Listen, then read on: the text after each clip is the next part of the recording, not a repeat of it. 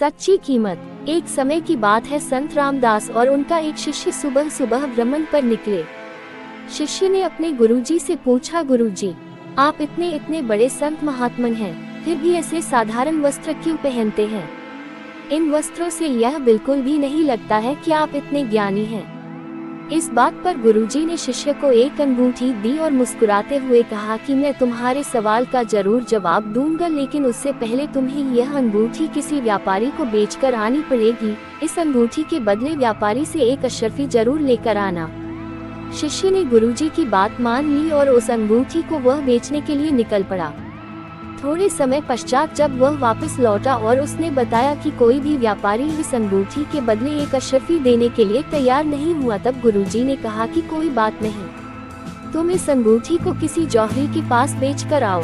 लेकिन इस बार भी शिष्य अंगूठी को लेकर गुरु के पास वापस आ गया और उसने बताया कि सभी जौहरियों ने इस अंगूठी को लेने से मना कर दिया और उन सब ने कहा कि इस अनमोल अंगूठी को हम सब मिलकर भी खरीद नहीं सकते, इसके लिए तो लाखों अशर्फियां भी कम हैं।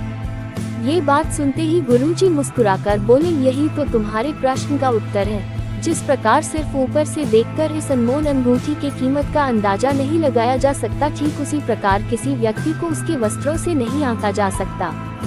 जीवन को बदलने वाला मंत्र, इंसान की पहचान उसके कर्मों से होती है, न कि वस्त्रों से। बेटी और सेब। एक बार पिताजी अपनी बेटी को बाजार घुमाने के लिए ले गए। बाजार में तरह तरह की चीजें थीं।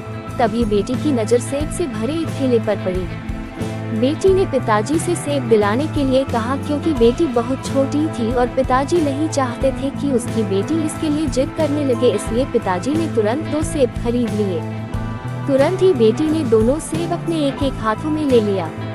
उसके पिता ने उससे पूछा कि बेटी, क्या तुम मेरे साथ एक सेब बांट सकती हो? ये सुनते ही बेटी ने एक सेब का टुकड़ा खा लिया। इससे पहले कि पिता कुछ और बोलता, बेटी ने दूसरे सेब का टुकड़ा भी खा लिया। ये देखकर उसके पिता को बहुत दुख हुआ।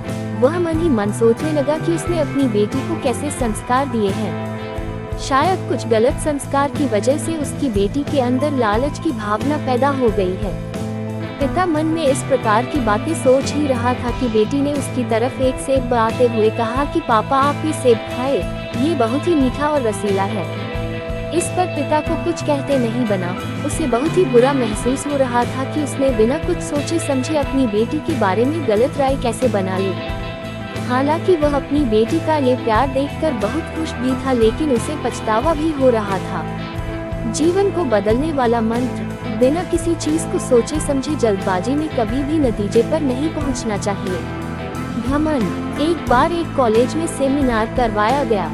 सेमिनार में एक ज्ञानी शिक्षक लेक्चर के लिए आया और उसने सभी स्टूडेंट से पूछा, क्या आपको पता है कि मैं किस टॉपिक पर बात करने के लिए यहाँ उपस्थित हूँ?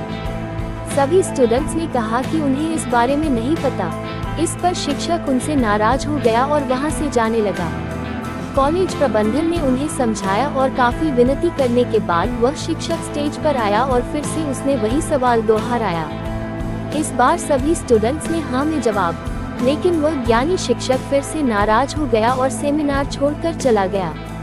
बहुत मिन्नतें करने के बाद वह ज्ञानी शिक्षक इस बार फिर से स्टेज पर आया और उसने वही प्रश्न दोहराया, लेकिन इस बार स्टूडेंट्स ने उससे कहा कि सर, हम सब अज्ञानी हैं और आपकी बातें हमें समझ नहीं आती, इसलिए कृपया अपना कीमती ज्ञान हम पर खर्च न करें। ये कहकर सभी छात्र उस हाल से चले गए और वह ज्ञानी शिक्षक अकेला खड़ा रह गया, साथ ही उसका घमंड भी चूर चूर हो गया। जीवन को बदलने वाला मंत्र, इंसान को अपनी लाइफ में कभी भी घमंड नहीं करना चाहिए, वरना वह अकेला रह जाता है।